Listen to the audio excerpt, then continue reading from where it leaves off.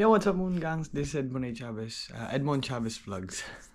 Then before I will start in this video,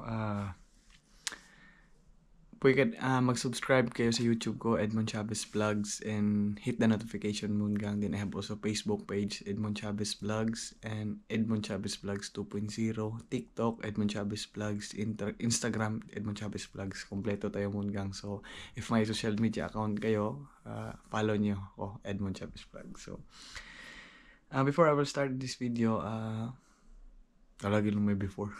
Nag-start na nga eh. Umabot na po tayo, Moon Gang, sa 3,000 subscribers.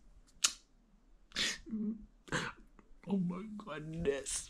I can't believe this, Moon Gang. Alam nyo, sa pagbablog ko, nag-vlog ako, 3 years na rin, Moon Gang, ako nagbablog. Nung nag-start pa ako dati, 50 subscribers, 100 subscribers. Ang hirap sa YouTube pag hindi ka sikat.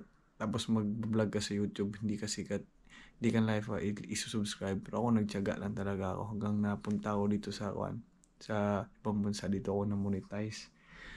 Then, ngayon, I'm so happy. So, the day today is October 20, 2024. Umabot na po tayo sa 3,000 subscribers. For me, as a YouTuber, I consider myself as YouTuber kasi nag-upload mo sa YouTube, daily vlogger, Facebook, YouTube.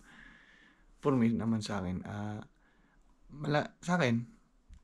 malaking achievement na rin to sa buhay ko na umabot ako ng 3,000 subscribers. Hindi, natural lang ng subscriber ko, hindi naman yan siya hindi naman yan sub to sub. Natural lang talaga na umabot yan ng 3,000.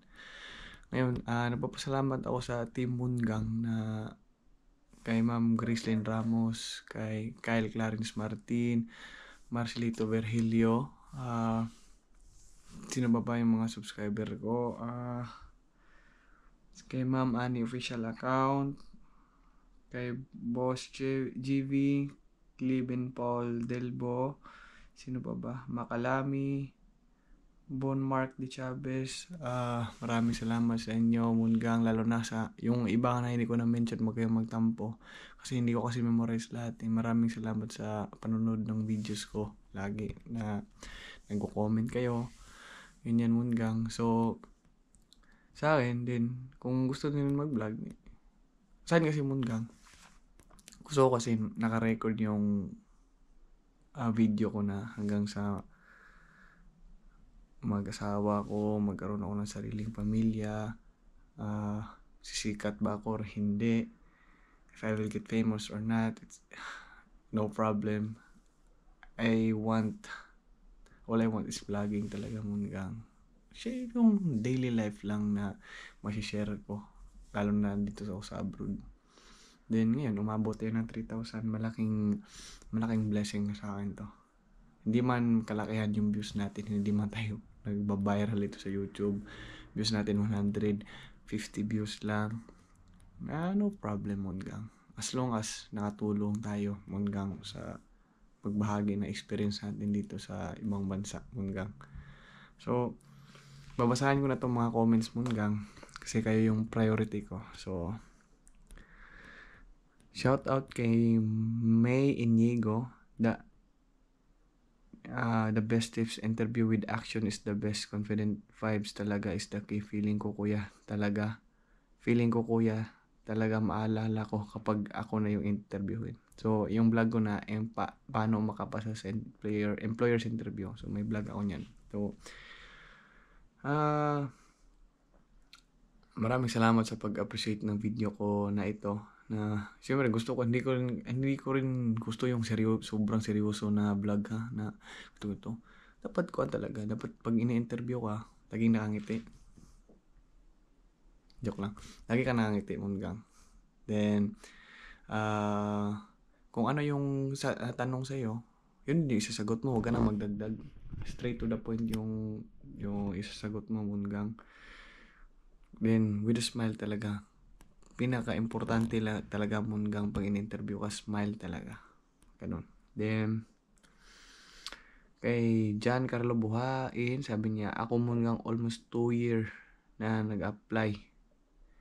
3 beses. Hindi ka lang, Moon Gang, i-charge natin yung GoPro natin kasi nga Malobat na tayo Moongang. This one. Mamatay yung one. Mamatay. Yan. Baka mamatay kasi Moongang. Ako Moongang, almost 2 years nag-apply. 3 beses pa lang nasama sa panel interview. I hope next year makalipad na papuntang Slovakia under kami ng premiere. Gano'n naman talaga eh. Iba-iba tayo ng storya talaga na sa pag-a-apply. May iba nga 10 times, 5 times, pero hindi nag-give up ba. Laban lang talaga sa life. Kasi alam niyo Moongang, maraming naghangad mag-abroad pero hindi binibigay sa kanila. Kaya kayong mga OFW na nandito kayo sa abroad, sa ibang bansa, pagbutihin yung trabaho mo, huwag kayong absent ng absent, kahit pagod yung trabaho. Kasi maraming gusto mag-abroad, tapos, absent kayo ng absent, di ba? Kahit kagaya sa akin ba, reklamo, pero hindi uma-absent, ganun yun. Then, shout out kay Ma'am Annie official account. Sabi ni Ma'am Annie, hi Moongang, shout out po. Kunti na lang Moongang, 3K ka na. 2.99K, keep going po, God bless. Ma'am Annie official account, 3,000 subscribers na po tayo. Thank you so much sa pag-comment. Na-appreciate ko talaga itong mga taong nag-comment at nanonood ng vlogs ko. Kahit dito lang tayo sa kwarto, ganito ang vlog natin. Then shout out kay Boss GV. Boss, shout out, ingat always. Boss tips naman about sa CV. Sinabi ko na to eh. Tips basta yung about sa CV, dapat yung pagtatrabaho mo, walang bakante yun. So, yung about sa work experience mo, dapat wala kang, simula na nag-start ka ng trabaho, walang like 2016, 2017 nagtrabaho ka, pag 2018 wala bakante. Dapat gawan mo na lang na kailangan isunod-sunod mo talaga yan Moongang. Walang bakante kasi dyan sila nagbibase sa resume eh. I hope naiintindihan mo. As si Ma'am Mine, Superhero 16, ask ko lang po, after 6 months ba pwede ka na magbakasyon sa Pinas? Dito kasi sa UAE, after 6 months pwede ka na magbakasyon. Hindi ako sure eh. Pwede ka kung dito ka sa Hungary nagtatrabaho, after 1 year ka pa pwede magbakasyon. Bakasyon ka ng 1 month. Pero me, I will not choose to vacation in the Philippines. Gusto ko magtrabaho lang dito muna. Saka na ako pag hindi ko rin feel. At least sa akin, masaya naman ako kahit nakapagpadala ko sa magulang ko, sa mama at papa ko. Hindi naman gano'ng kalaki yan, pero at least may nabibigay ako sa kanila. After after 1 year, pwede ka nang magbakasyon sa Pinas. Then, sabi ni Clement Paul Delbo, bakit po late ka na umuwi, ilang oras work? Ganito kasi yan. Weekdays, naman yung work namin, gumigising kami ng 4. Kasama ko nga 3:30, din ako 4 a.m. Then pagka 5:15, susunduin na kami ng bus. This bihis dun sa factory namin. In mga 5, I think, it's like 5:45, kailangan nakapasok na kami sa workplace. So yung duty namin 6 to 3:30. 6 a.m. to 3:30 p.m. Pero hindi yun nasusunod Moongang kasi nakakauwi kami. Hindi kami uuwi pagkat hindi kami natatapos ng gawa. Nakakauwi na kami 5 p.m., 7 p.m., 8 p.m. Yun nga yung pinaka-worst nga. Last week yung nakauwi kami mga 8. Diba naka-vlog ko noon 8, mga 8:50 na. 10 minutes para mag-9. Kasi minsan may order na tawag nito, nagpapadagdag ba. Minsan nakaka-disappoint din kasi alam mo naman like Bernes, gusto naming magpahinga ng maaga. Pero wala kami magagawa. Expectation nun maaga umuwi pero pala, gabi. Nakaka-disappoint talaga pero wala kang magagawa eh. Ganun talaga. Kaya kung advice ko sa inyo, huwag niyo piliin ng food factory. Asa pa yung lang, kabayan din. Huwag niyo piliin ng food factory. Kung may choice naman kayo, doon kayo sa electronics. Sa electronics company kayo. If walang choice, di food factory. Ang importante, makaalis ka lang sa Pilipinas, makapagtrabaho ka dito sa Hungary. Diba? Do may nagtanong dito, boss, tanong ko lang, ilang taon na yung kontrata sa Hungary at nare-renew ba yun?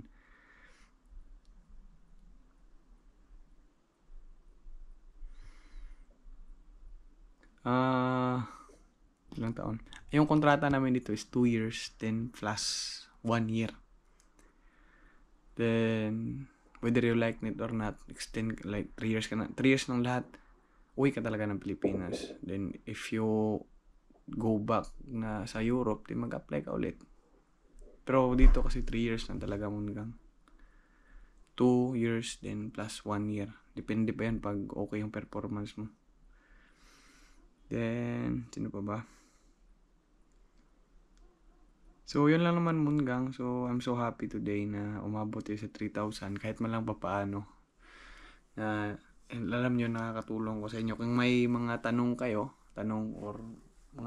questions, mag-comment na kayo dito. Huwag kayong mahiya. Then, yan naman yung binablog ko, yung comment nyo yung mga tanong nyo. So, maraming salamat sa Team Mungang na laging nanonood ng videos ko.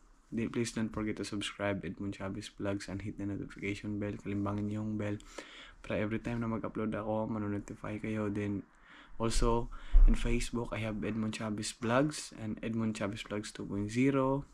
Follow nyo and share yung videos. TikTok, Edmond Chavez Vlogs, and also Instagram, Edmond Chavez Vlogs. Maraming salamat po sa panonood po. God bless po. Ingat always. Din sa mga nag-apply, apply hanggang sa matanggap kayo. Din sa mga nag-waiting lang for visa, malapit na yan. Din sa mga kung hindi makapasa, it's fine. Laban ang laban. Keep dito. And God bless. Bye.